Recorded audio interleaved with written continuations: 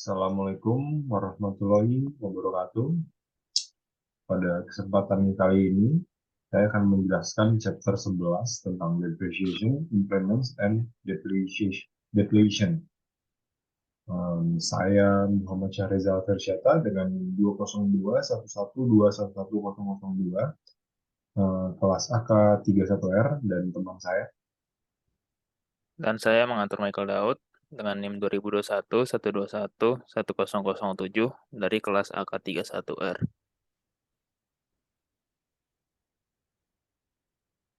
Pertama-tama kita akan mengetahui tujuan pembelajaran kita kali ini adalah explain the concept of depreciation, menjelaskan konsep depresiasi, identify the factor involved in the depreciation process, mengidentifikasi proses depresiasi, compare activity straight line, and demonizing charge method of depreciation. Yang keempat ada explain component depreciation. Yang kelima ada explain the accounting issues related to asset impairment. Yang keenam ada explain the accounting procedures for depletion of mineral resource. Yang ketujuh ada explain the accounting for evaluation. Yang kedelapan ada explain how to report and analysis property, plant, equipment, and mineral resource.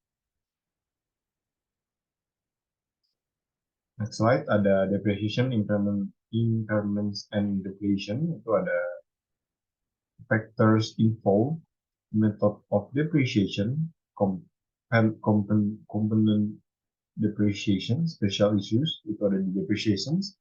Impairments itu ada recognizing impairments illustration, reversal of loss, cash generating units, dan assets to be disposed.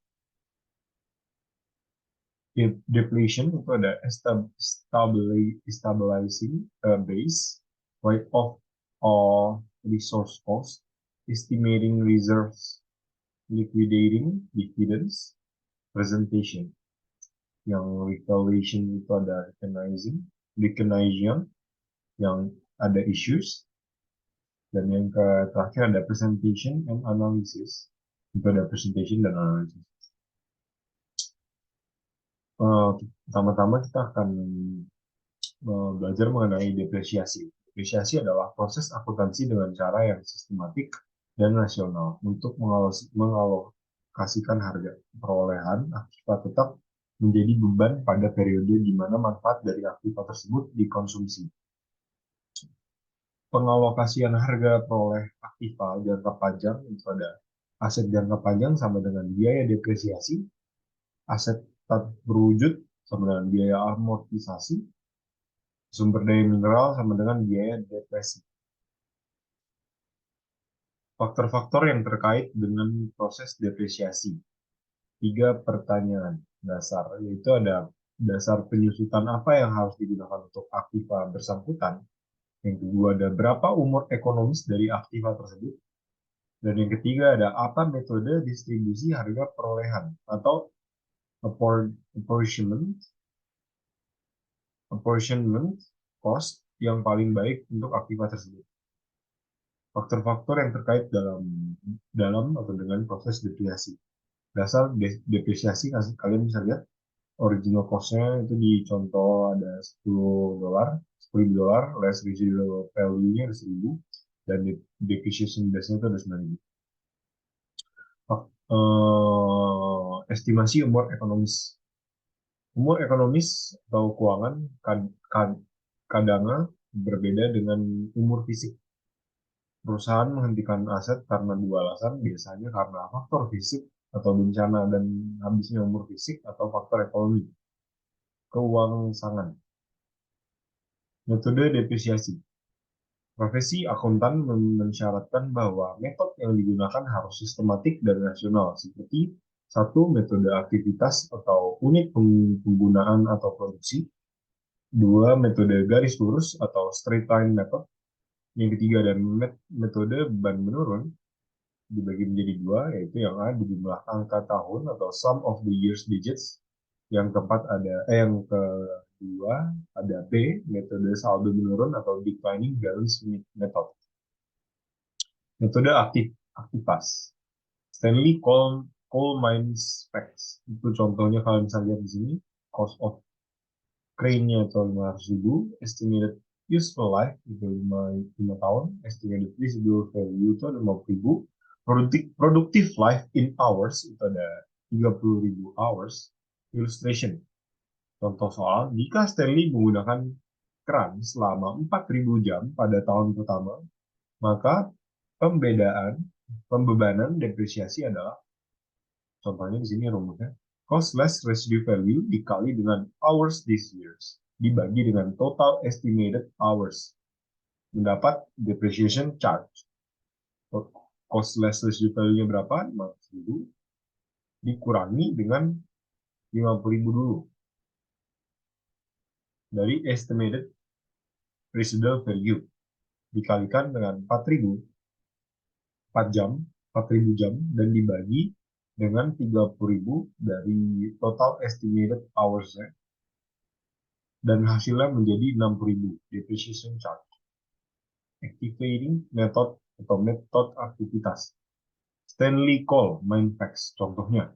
If Stanley used the crane for 4,000 hours for the first years, the depreciation charge is, rumusnya sama. Kalian bisa lihat di sini. Metode garis lurus. Ya, rumusnya sama juga ya dengan tadi. Cost less residual value dengan estimated. Beda, kalau tadi dikali dan ini dibagi. Dan hasilnya kalian bisa hitung. Nah, ini dia. Jumlah angka tahun tiap pecahan menggunakan jumlah angka tahun sebagai penyebut. 5 tambah 4 tambah 3 tambah 2 tambah 1 sama dengan 15. Bilang adalah jumlah taksiran umur ekonomis yang tersisa pada awal tahun. Alternate sum of the years calculation. Tahun dikali ya N dikali dengan N tambah 1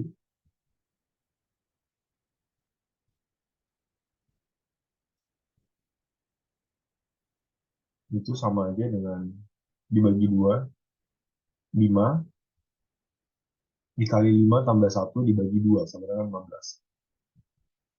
Sum of the years digit. Years 1 sampai 5, depreciation base itu 450.000 dolar. Remaining life in years-nya ada 5, 4, 3, 2, 1. Itu 15. Depreciation fraction-nya itu ada 5 per 15, 4 per 15, 3 per 15, 2 per 15, dan 1 per 15. Menjadi 5 per 15 per 15. Nah, itu dijumlahkan, depreciation expense itu 150.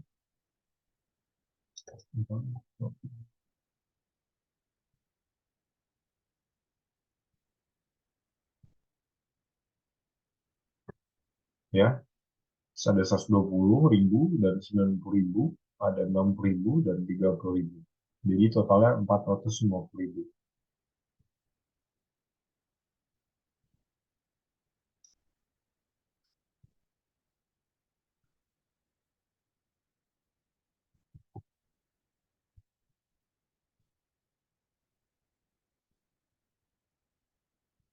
Ya, ada book value end of the years-nya, ada 350.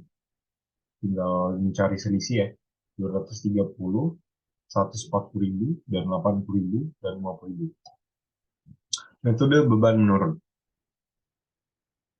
Metode saldo menurun itu ada jika menggunakan tingkat depresiasi persen sama dengan 2 kali garis lurus. 2 kali tarik garis lurus. Nilai sisa tidak dikurangkan dari harga perolehan. Declining balance method. Itu tahun 1 sampai tahun 5. Book value of asset first of year-nya itu 500.000, 300.000, 180.000, dan 108.000. Dan yang terakhir 64.800. Rate on declining balance 500.000 itu dikalikan dengan 40%, hasilnya 200.000, dan seterusnya sampai 64.800 dikalikan 40% itu hasil depreciation expense.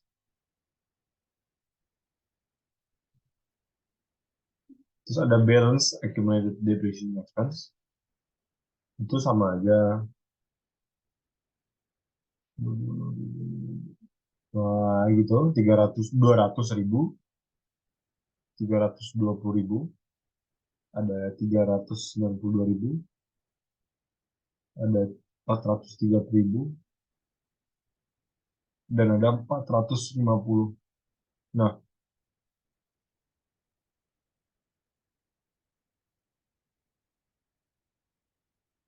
itu cari selisih book value end of the year-nya, itu cari selisih dari depreciation expense sama sama book value end of the year-nya, 300.000 sampai 50.000. Based on twice the straight line rate of 20%, $90.000 dibagi 450 sama dengan 20%, bagi dengan 20% kali 2 sama dengan 40%.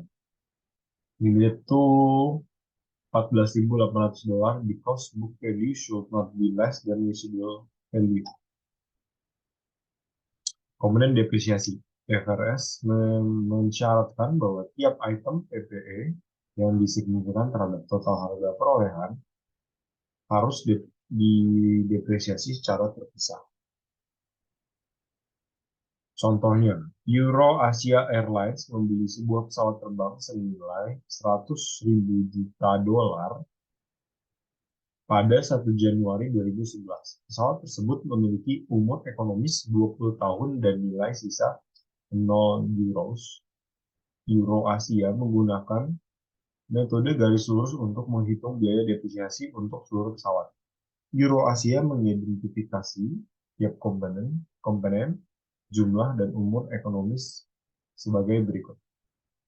Komponennya ada airframe, engine components, dan other components. Itu brand amount-nya itu ada airframe 60.000 juta euros, engine component itu ada 32 juta euros,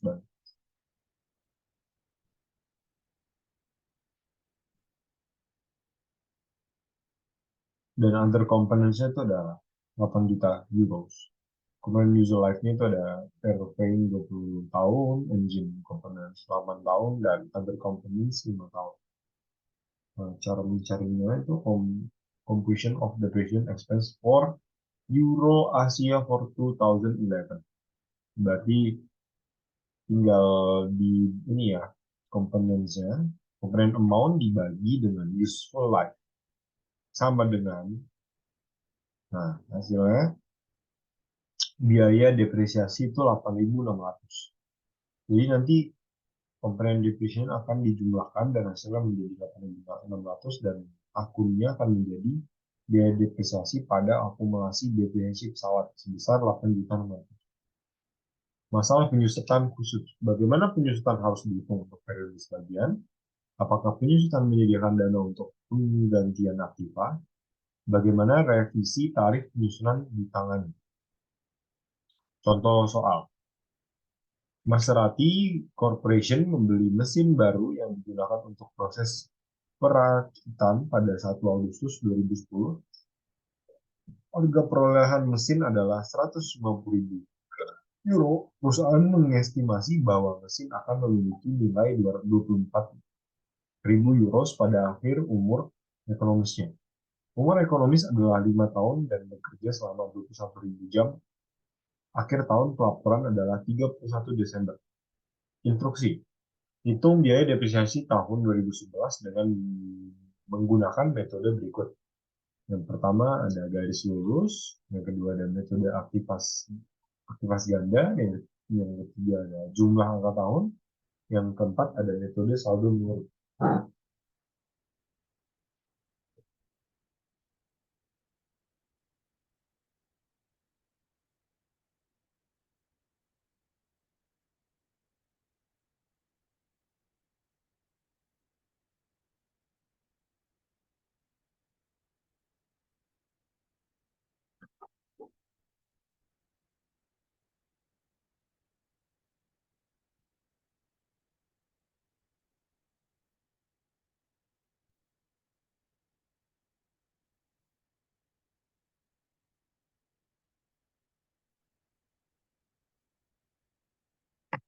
Nah, ini ada straight line methodnya, tinggal dikalikan aja annual expense dikali partial years-nya, terus menjadi current next year expense dan accumulated depreciation.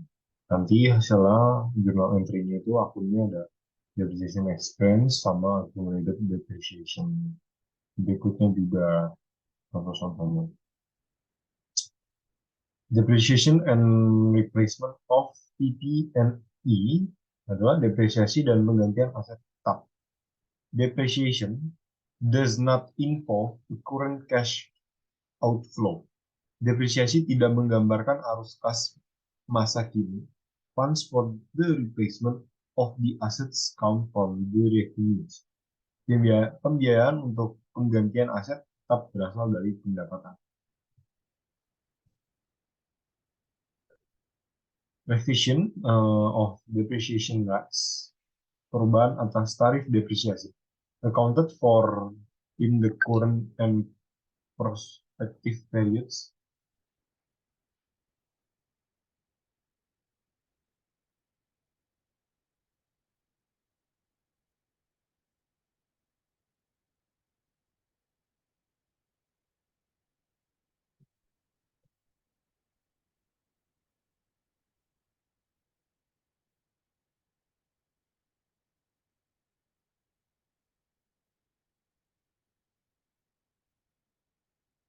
Ya, dicatat pada periode sekarang dan periode-periode selanjutnya atau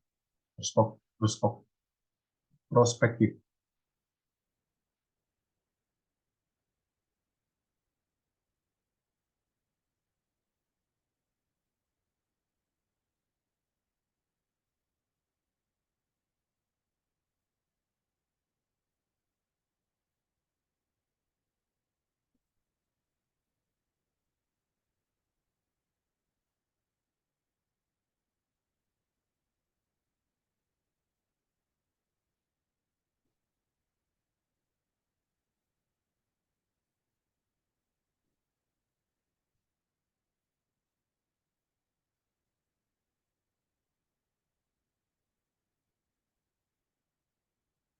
Not handled retros not handled retrospectively atau tidak diperlakukan secara retrospektif, not considered errors or extraordinary items, tidak dianggap kesalahan atau pos luar biasa. Changer in estimate examples. Contohnya ada Arcadia HS purchase equipment for 510,000 dollars, which was estimated to have useful life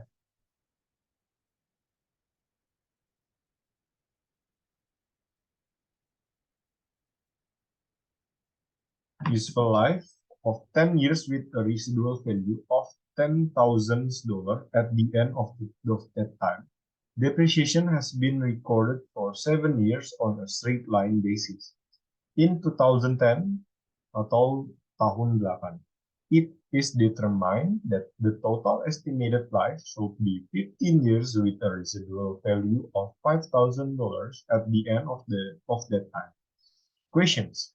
What is the journal entry to correct the prior year's depreciation and calculate the depreciation expense for 2010? Nah, di sini contohnya ada equipment cost sebesar 510,000, salvage value itu ada 10,000 dan mereka dikurangi depreciation base itu menjadi $5,000, useful life original jadi 10 years, annual depreciation menjadi $50,000, itu akan dikali dengan 7 years, itu menjadi 350. Itu rumusnya ya, 7 tahun. Bukan rumus, malah. Karena di sini ada depreciation has been recorded for 7 years. Ya. Jadi kalikan dengan 7 years. Menjadi totalnya $350,000. Balance sheet. Equipment itu ada $510,000. Accumulated depreciation ada $350,000. $350,000. Net book value atau NBV itu ada dijumlahin, ditotalin, ada $160.000 atau $160,000. Net book value itu $160,000 akan dikurangi dengan salvage value atau new itu $5,000, depreciable base menjadi $1,055. Useful life remaining itu tadi ada 8 tahun. In 2010 dan annual depreciation-nya itu dibagi jadi 19.375. Depreciation expense itu journal entry-nya adalah depreciation expense pada accumulated depreciation sebesar 19.375. Recognizing impairments atau mengakui impairments. Penurunan nilai. Long lived aset berwujud jangka panjang mengalami impairments atau penurunan nilai jika kemampuannya untuk menghasilkan kas telah berkurang, baik dengan menggunakannya ataupun dengan menjualnya. Yang kedua ada setiap tahun adanya indikator impairments atau penurunan nilai harus direview. Apakah kemampuan aset untuk menghasilkan kas baik dengan menggunakan ataupun menjualnya lebih rendah dari jumlah bawaan atau tercatatnya. If impairments indicator are present, then an impairment test must be continued. Carrying amount to compare to recoverable amount to higher of divided by 2 to fair value less cost to sell and value in use. Example, assume that Crust company performs an impairment test for its equipment. The carrying amount of Crust's equipment is $2,100. Its fair value less cost to sell is $180,000 and its value in use is $2,500. $205,000. Carrying amount is $200,000 compared to $205,000. Recoverable amount higher of fair value less cost to sell is $180,000 and value in use is $200,500. $5,000. Example, assume the same information for cost company except that the value in use of Cost's equipment is $175,000 rather than $205,000. So akan dikurangin ya, carrying amount sama recoverable amount jadi $20,000 to $22. At December 31, 2011, Hanoi Company has equipment with a cost of PND 26 juta and accumulated depreciation of PND $12 million. The equipment has total useful life of 4 years with a residual value of PND $2 million. The following information relates to this equipment. Yang pertama, first of all, is the equipment is carrying amount at December 31, 2011 is PND 14 million, PND 26 million, and PND 12 million. Hanoi uses straight line depreciation. Depreciation was PND 6 million for 2011 and is recorded. Yang ketiga ada Hanoi has determined that the recoverable amount for this asset at December 31, 2011 is PND 11 million. The remaining useful life after December 31, 2011 is 2 years. Hanoi records the impairment on its equipment at December 31, 2011 as follows. Yang tadi carrying amount itu ada 14 juta dan recover amount-nya ada 11 juta. Itu dikurangin dan hasilnya menjadi impairment loss itu 3 juta. Journal entry-nya itu kalian bisa tulis loss on impairment di pada accumulated depreciation equipment sebesar 3 juta. Equipment atau P&D itu 26 juta, tadi less accumulated depreciation equipment itu ada 15 juta. Carrying value-nya akan mengurangi ya. Jadi equipment dikurang dari less accumulated depreciation equipment itu hasilnya 11 juta. Contohnya, ada Hanoi Company that determines that the equipment total useful life has not changed, or remaining useful life is still 2 years. However, the estimated residual value of the equipment is now zero. Hanoi continues to use straight line depreciation and makes the following journal entry to record depreciation for 2012. Depreciation expense is 5.500.000 5.500.000. Akibat depreciasinya equipment itu ada 5.500.000. Jadi jurnal entry-nya depreciation expense pada accumulated depreciation equipment. Impairment illustration.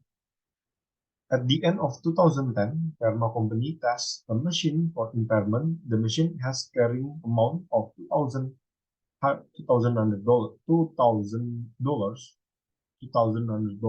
It has an estimated remaining useful life of 5 years because there is little market-related information on which to base a recoverable amount based on fair value. Pharma determines the machine recoverable amount should be based on value in use. Pharma uses discount rate of 8%. Pharma analysis indicates that its future cash flows will be $40,000 each year for 5 years, and it will receive a residual value of $10,000 at the end of the 5 years. It is assumed that all cash flow occur at the end of the year. Present value of 5 annual payments of $40,000 or $40,000 times 3.99271 adalah 159.708.40. Present value of residual value of $10,000 or $10,000 times 68058. Value in use yaitu mesinnya itu akan ditambahi. Saya coba. Composition of the impairment loss on the machine at the end of 2010. Itu ada yang tadi, tinggal dimasukin aja, carrying amount-nya 200.000, dan recoverable amount-nya itu ada 166.514, dan itu akan dikurangi, carrying amount dikurangi dengan recoverable amount. Fair value-nya less cost to sell-nya belum tahu, dan value in use-nya udah tahu tadi 166.514. Tinggal tuliskan jurnal entry-nya, akunnya itu ada loss on impairment pada accumulated depreciation machine. Selanjutnya bisa dijelaskan oleh teman saya.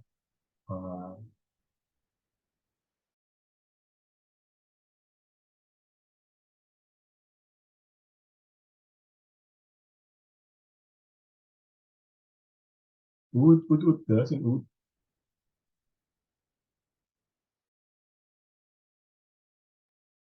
Nah, oke, berikutnya saya akan melanjutkan penjelasan dari teman saya Reza. Reversal of impairment loss. Di sini ada ilustrasi. Ten company purchases equipment on January 1, 2010 for $300,000. Useful life of 3 years and no residual value. Jadi dicatat seperti berikut. Ada 3 akun, tahun, depreciation expense, dan carrying amount. Pada tahun 2010, depreciation expense-nya $100.000 didapat dari $300.000 diberikan dengan 3. Sehingga carrying amount-nya menjadi $200.000. Pada 2011, depreciation expense-nya $100.000 sampai dengan 2012. Bedanya itu pada tahun 2011, carrying amount-nya itu 100.000 dan pada 2012 carrying amount-nya itu 0. Untuk dicatat, pada tanggal Desember 31, untuk mencatatnya yaitu loss on impairment di debit dan accumulated depreciation equipment di kredit.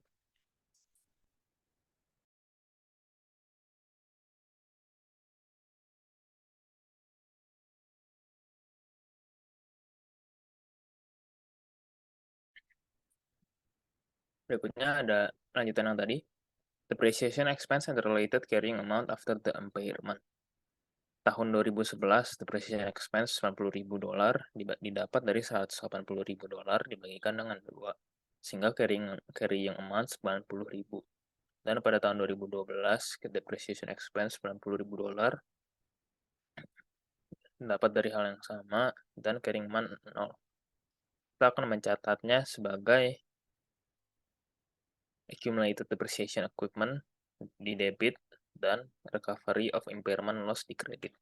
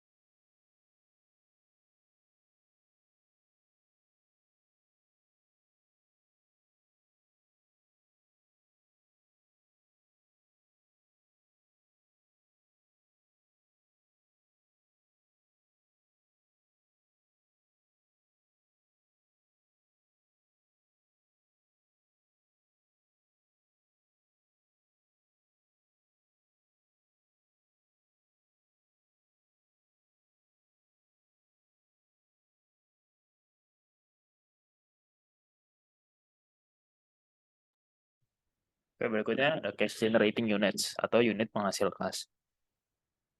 When it is not possible to assess a single asset for impairment because the single asset generates cash flow only in combination with other assets.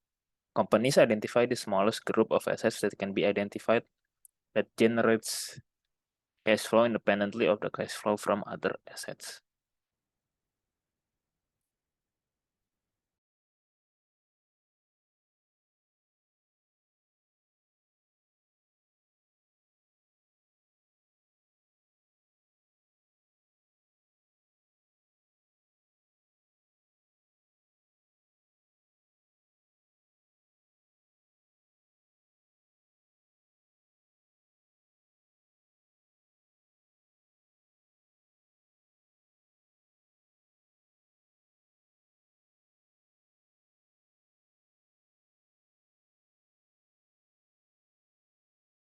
Lanjutannya ada impairments of assets to be disposed of atau penurunan nilai aset yang akan dilepaskan. Yang pertama, laporkan aset yang mengalami penurunan nilai dengan dasar yang lebih rendah, cost atau nilai realisasi neto. Kemudian, tidak perlu dilakukan depresiasi atau amortisasi untuk aset-aset yang akan segera dilepaskan selama periode aset-aset itu masih ada atau belum dilepaskan. Dan yang ketiga, ada aset-aset akan dilepaskan dan dapat dinaikkan atau diturunkan dalam periode-periode selanjutnya, sejauh jumlah bawaannya tidak melebihi jumlah bawaan aset sebelum mengalami penurunan nilai.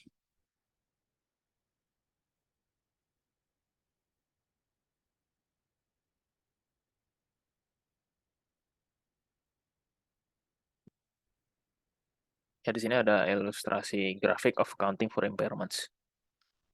Ada impairment test, recoverable amount less dan carrying amount tidak. Dan kemudian ada measurement of impairment loss.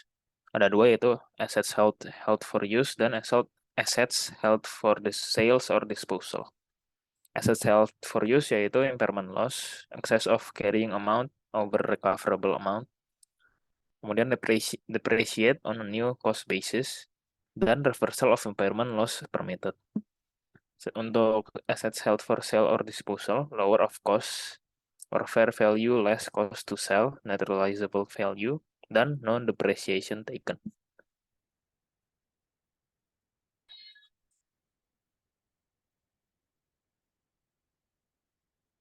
Kemudian ada depletion.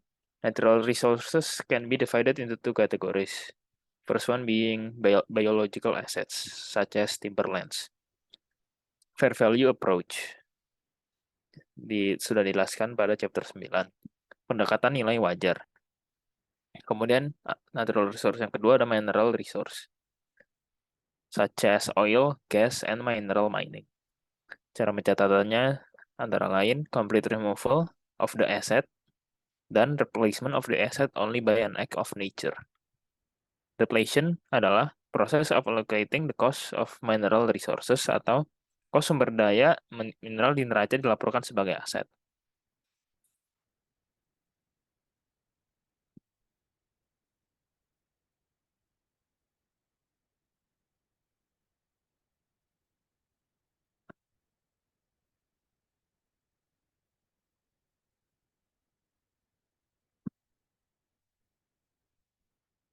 Impairment of assets to be disposed of. Penurunan nilai aset yang akan dilepaskan. Laporkan aset yang mengalami penurunan nilai dengan dasar yang lebih rendah, cost atau nilai realisasi neto atau net realizable value. Kemudian tidak perlu dilakukan depresiasi atau amortisasi untuk aset-aset yang akan segera dilepaskan selama periode-periode aset itu masih ada. Dan aset-aset akan dilepaskan dapat dinaikkan atau diturunkan dalam periode-periode selanjutnya. Sejauh jumlah bawaannya tidak melebihi jumlah bawaan aset sebelum mengalami penurunan nilai.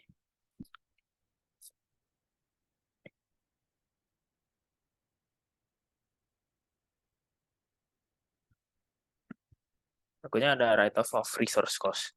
Normally, companies compute depletion on a units of production method atau activity approach. Depletion is a function of the number of units extracted during the period. Atau depresi adalah fungsi dari jumlah unit yang diekstrak selama periode.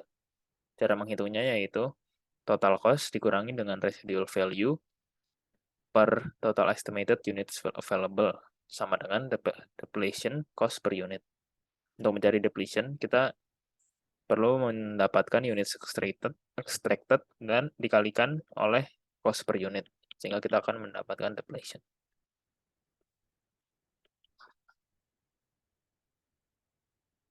Ya, di sini ada ilustrasi. Maclet Company acquired the right to use 1,000 acres of land in South Africa to mine for silver. The lease cost is $50,000, and the related exploration costs on the property are $100,000.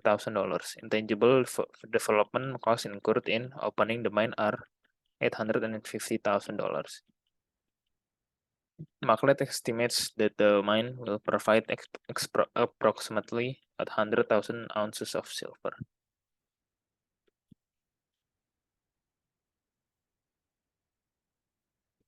Langsung itu aja, bikin yang baru aja.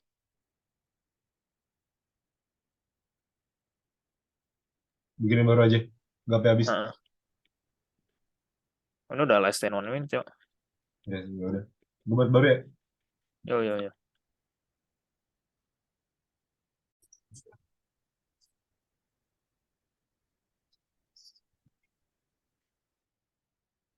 Lanjutan yang tadi, if my clad extracts to 25,000 ounces in the first year, then the depletion for the year is $250,000. Dapat dari 25,000 ounces dikalikan dengan $10. Akan dicatat sebagai inventory di debit dan accumulated depletion di kredit.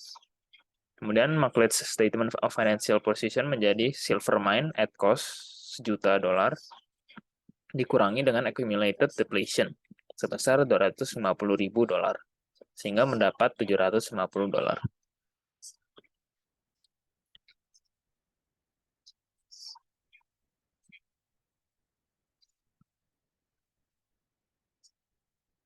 Berikutnya depletion, estimating recoverable reserves, mengestimasi cadangan yang dapat diperoleh. Sama dengan perlakuan akuntansi untuk perubahan estimasi. Revisi tarif depresi secara prospektif. Bagi kos yang tersisa dengan estimasi cadangan yang baru.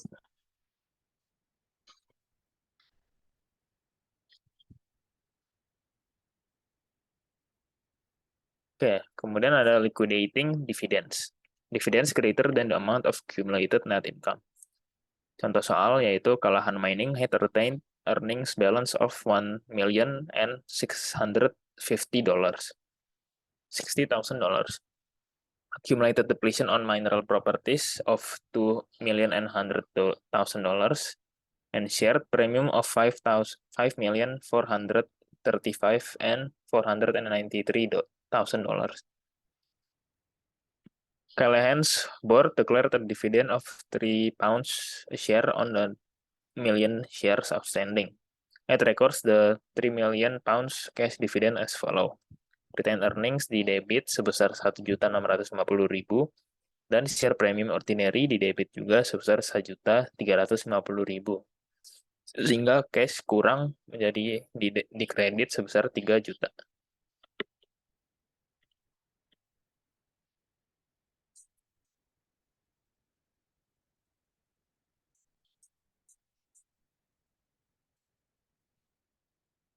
Berikutnya ada presentation of the financial statement atau penwajian pada laporan keuangan. Pengeluaran-pengeluaran dalam rangka eksplorasi dan evaluasi harus diungkapkan mencakup yang pertama ada kebijakan akuntansi terkait pengeluaran eksplorasi dan evaluasi, termasuk pengakuan aset-aset eksplorasi dan evaluasi. Dan yang kedua ada jumlah aset, kewajiban, penghasilan, dan biaya, serta arus kas operasi yang berasal dari eksplorasi dan evaluasi sumber daya mineral.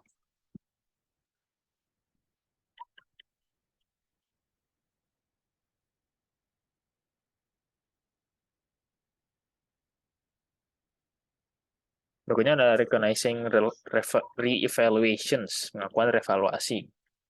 Companies may value long-lived tangible assets after acquisition at cost or fair value. Network Rail or GBR elected to use fair values to account for its railroad network. Kemudian ada increase, beberapa manfaatnya yaitu increase long-lived tangible assets by 4.289 million. Change in the fair value accounted for by adjusting the assets count and establishing an unrealized gain. Dan unrealized gain is often referred to as revaluation surplus.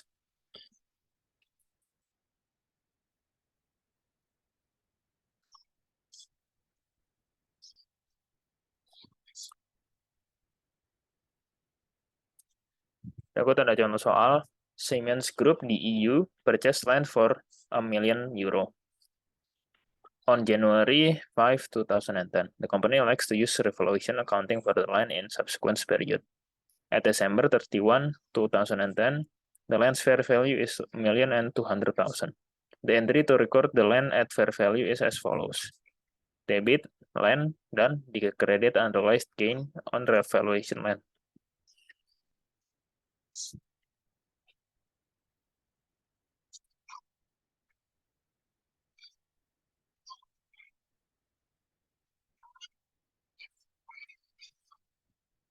Contoh berikutnya ada Lenovo Group purchases equipment for 500,000 yen on January 2, 2010. The equipment has a useful life of 5 years, is depreciated using the straight line method of depreciation, and its residual value is 0. Lenovo chooses to revalue its equipment to fair value over the life of the equipment. Lenovo records depreciation expense of 100,000 yen at December 31st, 2010 as follows. Jadi kita catat di debit itu depreciation expense dan di credit accumulated depreciation equipment.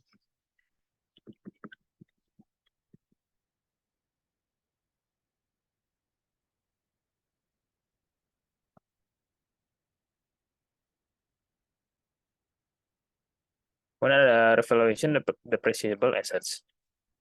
After this entry, Lenovo equipment has carrying amount of $400,000 yen. Dapat dari $500,000. Yen dikurangi dengan 100.000 yen. 100.000 yen dapat dari depresiasi. Lenovo receives an independent appraisal for the fair value of equipment at December 31st, 2010, which is 460,000. Sehingga kita mencatat accumulated depreciation equipment di debit sebesar $100.000, equipment di kredit sebesar 40.000 dan unrealized gain on revaluation equipment sebesar 60.000 di kredit juga.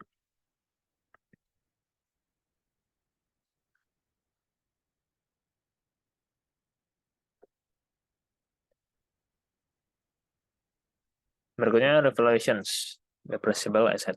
Ada ilustrasi untuk financial statement presentation revaluation. Pertama ada on the statement of a comprehensive income. Under comprehensive income seperti unrealized gain on revaluation equipment sebesar 60.000 yen. Kemudian ada on the statement of financial position. Yang pertama ada non-current assets. Equipment sebesar 460.000. Accumulated depreciation equipment sebesar 0. Sehingga carrying amount-nya tetap 460.000 yen. Dan kemudian ada equity, yaitu accumulated other comprehensive income sebesar 60.000 yen.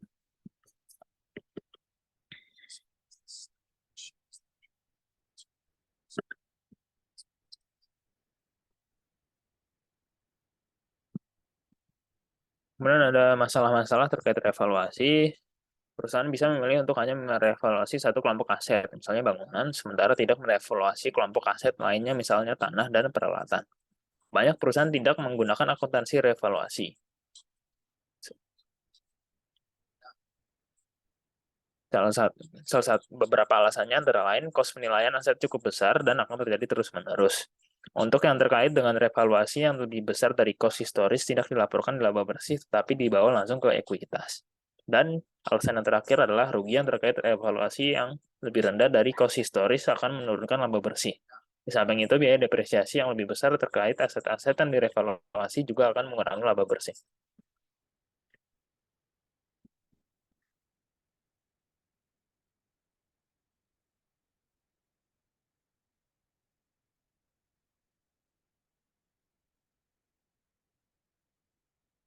Berikutnya ada presentation of property, plant, equipment, and mineral resources. Depreciating. Dalam mendepresiasi aset, gunakan akumulasi depresiasi. Depleting. Dalam mendepresiasi aset, akumulasi depresi bisa digunakan atau langsung dikurangkan terhadap asetnya. Disclosures. Basic of valuation or usually cost. Basis penilaian. Dan pledges, liens, and other commitments. Agunan, hak gadai, dan komitmen lain-lainnya terkait aset.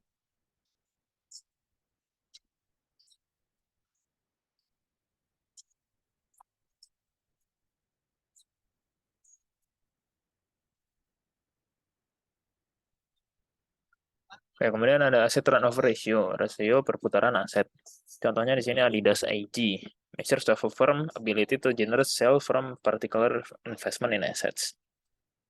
Mengukur kemampuan perusahaan untuk menciptakan penjualan dari investasi khusus dalam aset. Contoh catatan dari Adidas AG ada net sales 10.799, total aset akhir 2008 9.533, total aset akhir total aset 2007 8.325, dan net income sebesar 644. Untuk menghitung aset turnover, kita memerlukan net sales dibagikan dengan average total assets. Jadi di sini net sales-nya 10.799 dan average total assets-nya 9.533 ditambah 8.325 dibagikan dengan 2 menjadi 8.929. Terus kita bagikan 10.799 dengan 8.929 menjadi 1,2. Sehingga aset turnover untuk perusahaan Adidas AG sebesar 1,2.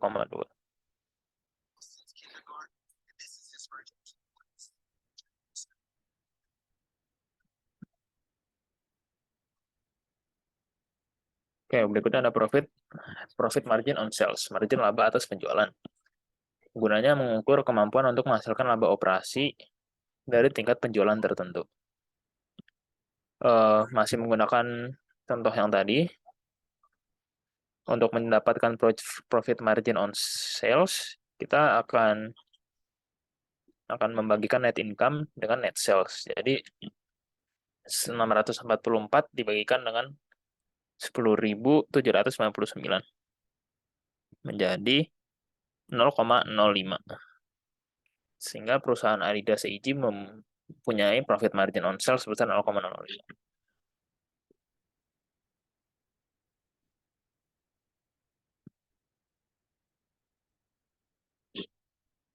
Kemudian ada rate of return on asset, tingkat imbal hasil aset. Itu gunanya untuk mengukur keberhasilan perusahaan dalam menggunakan aset untuk menghasilkan laba. Kemudian masih menggunakan contoh yang tadi, Untuk mendapatkan rate of return, kita akan membagikan net income dengan average total asset. Net income-nya sebesar 644, kita bagikan dengan 8.929, sehingga mendapatkan rate of return sebesar 0,07 untuk perusahaan Adidas EIJ.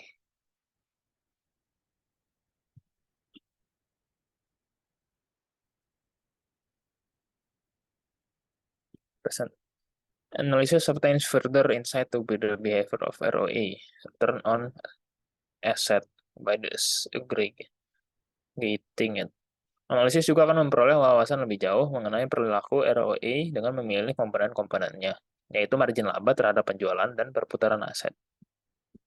Rumusnya yaitu rate of return on assets sama dengan profit margin on sales dikalikan dengan asset turnover. Untuk mendapat rate of return on asset, kita rumusnya yaitu net income dibagikan dengan average total asset sama dengan profit margin on sales, rumusnya net income dibagikan dengan net sales, dan asset turnover rumusnya net sales dibagi average total assets. Net sales dapat dicoret karena sama, sehingga rate of return asset sama dengan net income dibagi per average total asset. Next.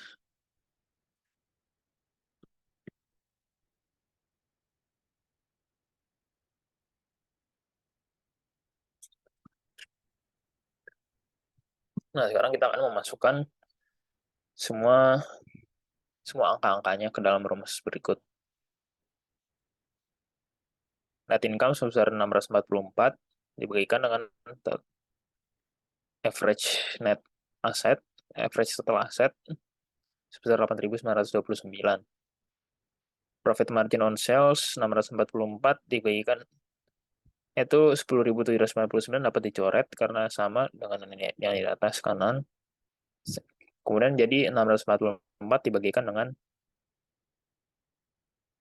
8.929. Sehingga untuk rate of return 7,2, 5,9, dan 1,21.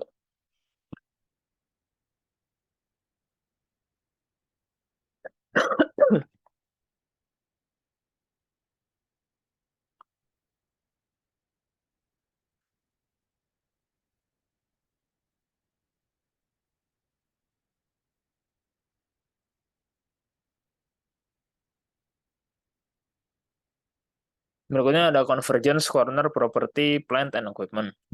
Beberapa fakta yang berguna antara lain dalam kedua standar, kos bunga yang terjadi selama pembangunan harus dikapitalisasi, dan perlakuan akuntansi untuk pertukaran aset non-moneter akhirnya mengalami konvergensi antara IFRS dengan GAAP. GAAP sekarang mengharuskan untuk atas pertukaran aset non-moneter diakui jika pertukarannya memiliki substansi komersial. Kerangka yang sama juga digunakan dalam IFRS.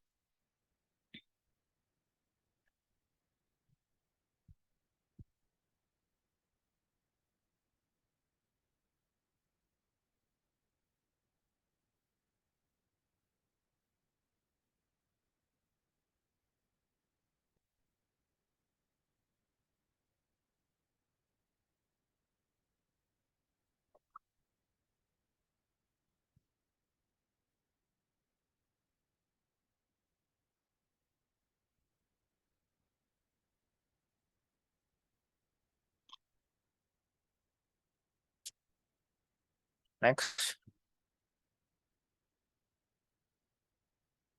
Berikutnya ada GAP juga memandang depresiasi sebagai pengalokasian kos selama umur aset. GAP memperbolehkan metode-metode depresiasi yang sama dengan IFRS, garis lurus saldo menurun untuk unit produksi. Dan IFRS mengharuskan dilakukan depresiasi komponen. Dalam GAP, depresiasi komponen diperbolehkan tapi jarang digunakan. Next.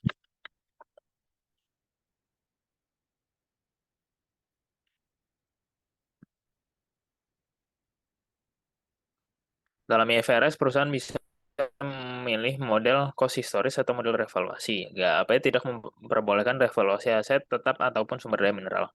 Dalam menguji penurunan nilai aset jangka panjang, GAP menggunakan model 2 tahap. Sejauh future undiscounted, cash flows lebih besar. Next.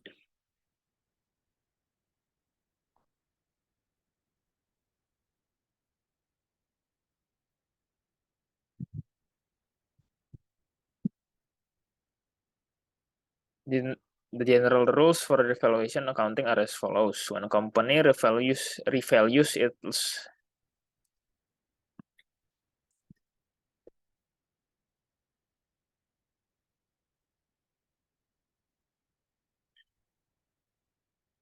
when a company revalues its long-lived tangible assets above historical cost, it reports an unrealized gain that increases other comprehensive income. Thus, the unrealized gain bypass net income, increases other comprehensive income, and increase accumulated other comprehensive income. And if a company experiences a loss on impairment, the loss reduces income. And number 3, if a revaluation increase reverse decrease that was previously reported as an impairment loss, the company credits the revaluation increase to income using the account recovery of impairment loss up to the amount of the prior loss.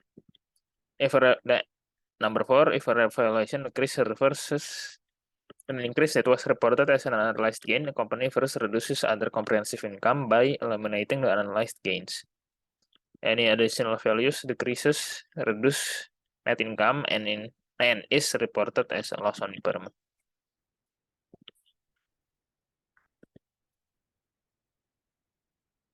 Next.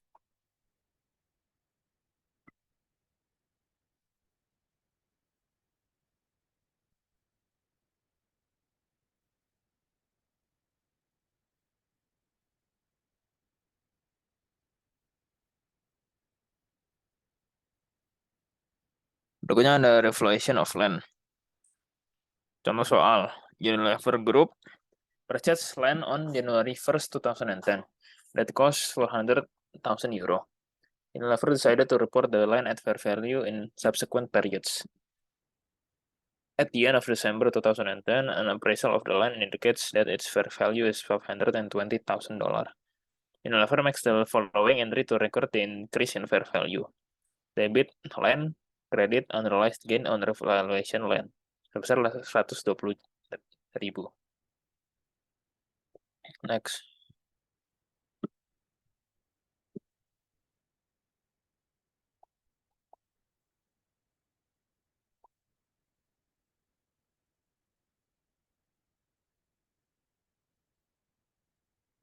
Lanjutan yang tadi. What happens if the land's fair value at December is 380,000? Lebih kecil daripada 400.000 dolar, yaitu fair value-nya. Di kategori tersebut, catatannya menjadi beda, sehingga di debit terdapat 2, yaitu unrealized gain on revaluation land sebesar 120.000 dan loss on impairment sebesar 20.000. Kemudian ada di kredit ada land sebesar 140.000. Next.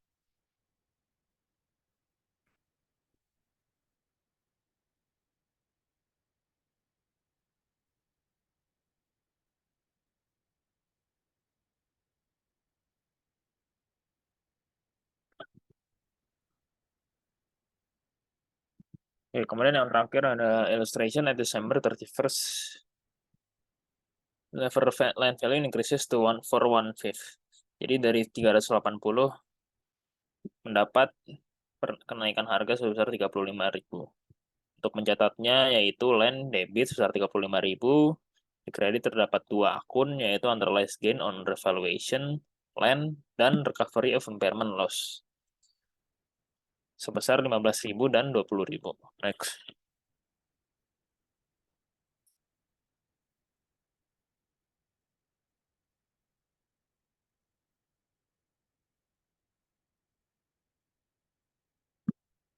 Sekarang kita akan membahas beberapa soal. Untuk jawaban exercise 10.2 untuk jurnal Juni 1, jurnalnya yaitu cash di debit dan loss payable di kredit sebesar 90.000 dolar. Untuk akhir Juni, interest expense di debit dan interest payable di kredit sebesar 900 didapat dari 90.000 dolar dikalikan 12% dikalikan 1/12. Kemudian untuk Desember 1, notes payable di debit, interest payable di debit juga, dan cash di kredit.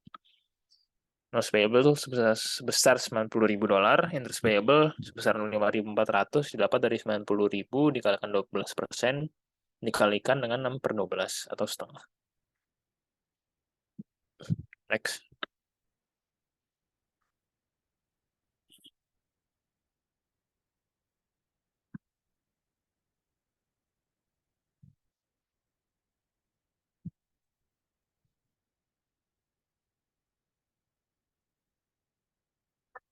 Untuk exercise 10.8, untuk yang A, jurnalnya pada 1 Januari, cash di debit, bonds payable di kredit sebesar $500.000.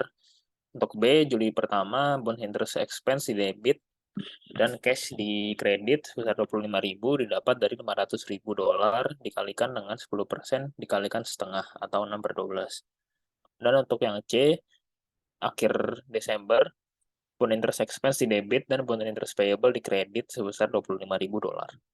Next.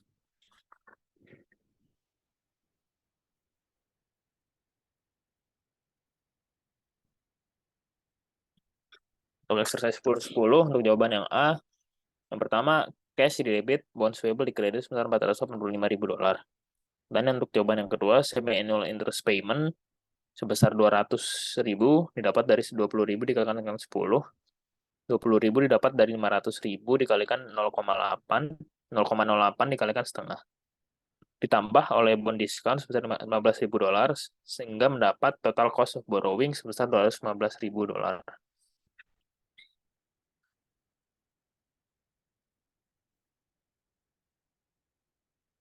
Atau kita bisa menghitung dengan cara lain, yaitu principal at maturity sebesar $500.000 ditambahkan dengan semi-annual interest payment dapat dari 20.000 dikalikan 10, kita jumlahkan $700.000, dan kita kurangkan dengan cash received from bondholders sebesar $485.000 sehingga mendapatkan total cost of borrowing yang sama sebesar $215.000. Next.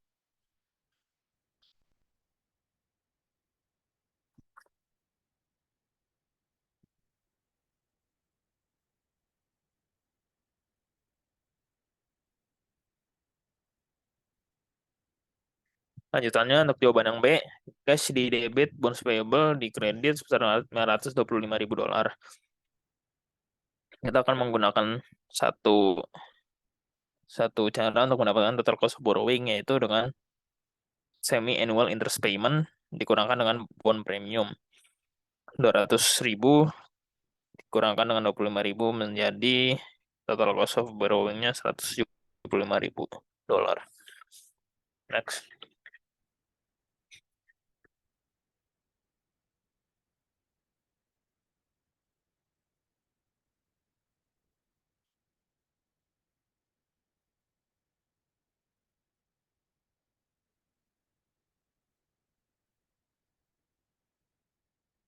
Kemudian berikut ada jawaban exercise 10-12. Yang pertama, Juni 30, bonds payable debit, loss on bonds redemption debit juga. Bonds payable sebesar 117.500, loss on bonds redemption sebesar 15.100 didapat dari 132.600 dikurangi dengan 117.500. Kemudian di kredit terdapat cash sebesar $130.000 dikalikan 102%, sehingga mendapat 132.600. Dan untuk nomor 2, bonds payable debit, gain on bonds redemption di kredit, dan cash juga di kredit. Bonds payable sebesar 51.000, gain on bonds redemption sebesar 4.000 dapat dari 151 dikurangkan dengan 147.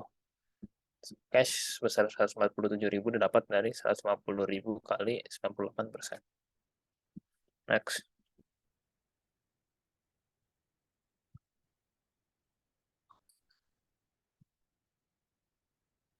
Ada PS11, untuk jawaban yang A, berikut ada beberapa jurnal.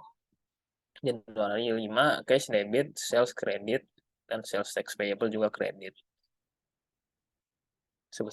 Cash sebesar 22.680, kemudian sales dapat dari 22.680 dibagi dengan 180%, dan sales tax payable sebesar 22.680 dikurangi dengan 21.000. Untuk Januari 12, service revenue di debit dan service revenue kredit sebesar $10.000. Untuk Januari 14, sales tax payable di debit, cash credit sebesar 7.700. Januari 20, account receivable debit, sales credit, dan sales tax payable credit juga. Sales tax payable didapat dari 800 dikalikan 50 euro dikalikan 8%. Untuk Januari 21, cash debit, sales payable credit sebesar 18.000. Untuk Januari 25, cash debit, sales credit, dan sales tax payable juga di kredit. Cash sebesar 12.420. Sales dapat dari 12.420 dibagikan dengan 108%. Dan sales tax payable didapat dari cash dikurangkan dengan sales sebesar 920. Untuk jawaban yang B, Januari 31, interest expense sebesar 40 dan interest payable sebesar 40 di kredit. Dapat dari 18.000 dikalikan 8% dikalikan 1/12. Next.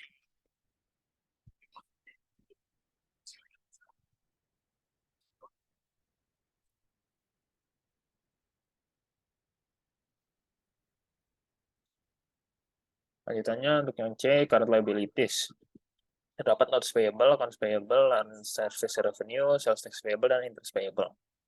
Notes payable sebesar 18.000, accounts payable 52.000, under service revenue 6.000 dapat dari 16.000 kurang 10.000, dan sales tax payable sebesar 5.800 dapat dari 1.680 tambah 3.200 tambah 920. Dan juga interest payable sebesar 40. Kita jumlahkan mendapat total current liabilities sebesar 81.840. Next.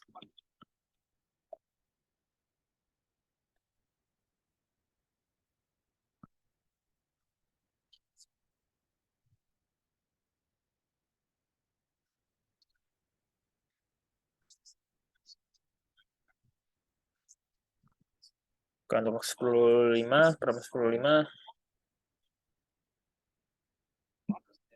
untuk yang A, terdapat 5 akun, semi-annual interest period, cash payment, interest expense, reduction of principal, and principal balance. Issue date 1, 2, 3, 4, cash payment sama, semuanya sebesar 29.433, dan interest expense sebesar 16.000, 15.000, 14.000, dan 14.000. Reduction of principal sebesar 13.000, 13.000, 14.000, dan 15.000. Kita jumlahkan mendapat 57.000. Dan principal balance kita kurangkan dengan reduction of principal. 14.000 dikurang 13, 386. Dikurang 13 lagi, 372. Dikurang 14, 358. Dan dikurang 15 lagi, 342. Untuk yang jawaban B, Desember 31, akhir 2010, debit cash, credit, mortgage, notes payable. 400.000. Untuk Juni 30 2011, interest expense debit, mortgage notes payable debit, dan credit cash. Untuk Desember akhir 2011, interest expense debit, mortgage notes payable debit, cash credit. Nah, untuk jawaban yang C, non current liabilities terdiri dari mortgage notes payable 2020 dari 342.958 dan current liabilities terdiri dari current portion of mortgage notes payable sebesar 29.639. Next.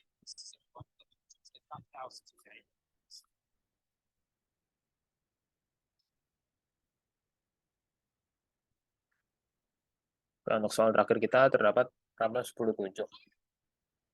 Untuk jawaban yang A, pada 2011 Juli 1 itu debit cash credit bonds payable sekitar 3.500.000. Kemudian Desember 31 bond interest expense debit, bonds payable credit, bonds interest payable juga credit. Dan untuk Juli 1 2012 bonds interest expense debit, bonds payable credit, cash credit. Dan untuk akhir Desember 2012 bond interest expense debit, bonds payable credit, bond interest payable credit. Dan untuk yang B terdapat bonds payable sebesar 3.549.041 didapat dari 3.501.514 ditambah 15.075 ditambah 15.830 dan ditambah lagi dengan 16.621. Next.